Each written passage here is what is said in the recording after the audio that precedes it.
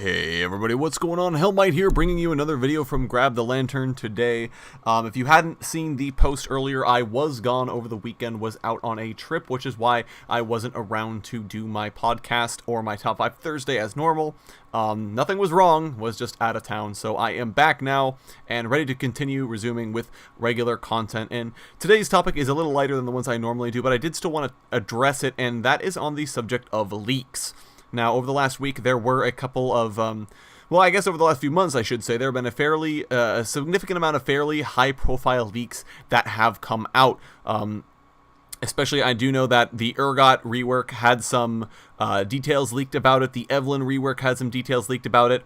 Some of the upcoming skins were leaked. Some of the upcoming champions were leaked, including Xayah and Rakan as what they eventually became. And just recently, last week in fact, there were even more details released about the Urgot and Evelyn reworks, as well as a leak for the next champion to follow Xayah and Rakan, and even more skins. Now, what I wanted to say is that leaks, while they are very fun to look at, and trust me, they are very fun to look at, I think ultimately they do hurt the health of the game, and I feel like they make the job of the publishers a lot harder.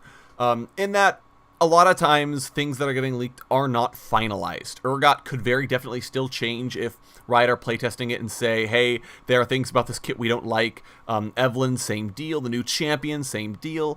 And so these things, they get leaked, everyone's excited, we all start theory crafting, we all start talking about it, and then maybe that thing doesn't ever come out. Maybe when it does, it's very different from how we expected it to be. Maybe there are things changed about it that changed after the leak already went live. We don't know how long ago the leak was actually, the information for the leak was gathered, I should say.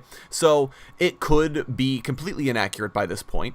And so when the thing does come out, it ends up being disappointing to everyone involved because, hey, this isn't what I was promised. What the heck? I totally thought it was going to be something different.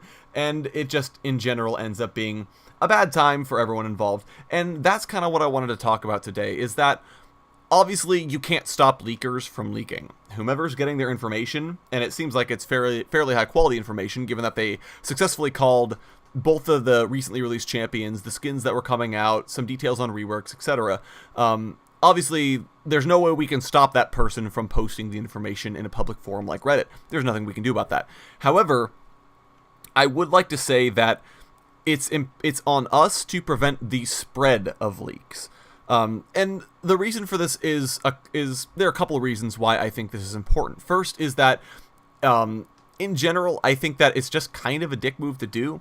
I think that as far as Riot Games go, they have their flaws, but they generally do a good job with player communications. I think that they're the best company I've ever seen to talk to their players and address their concerns. And I mean, the whole thing Meddler's been doing recently on the boards, where he just comes on the boards and says, hey, here's what the gameplay team's thinking of. I think that's really, really great. And it feels like kind of a slap in their face to then come around and say, hey guys, look at all this stuff they're doing that they don't want us to know about yet.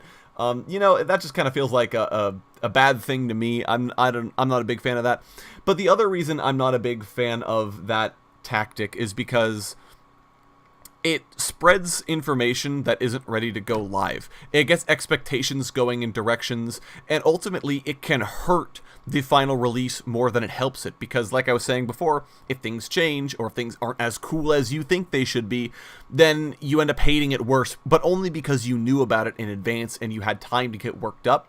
It's sort of like when we all knew about Star Wars Episode 1 coming out, and we all got excited because it's a new Star Wars movie, and then it came out, and it was really kind of crappy, because we had built it up so much in our minds, it wasn't as great as the vision in our mind. And that's kind of the same thing with leaks, is that it's much better to simply wait and see what's going to happen with it, and hey, if it comes out and it's great, then great. But if you didn't know any information about it, that almost makes it all the better.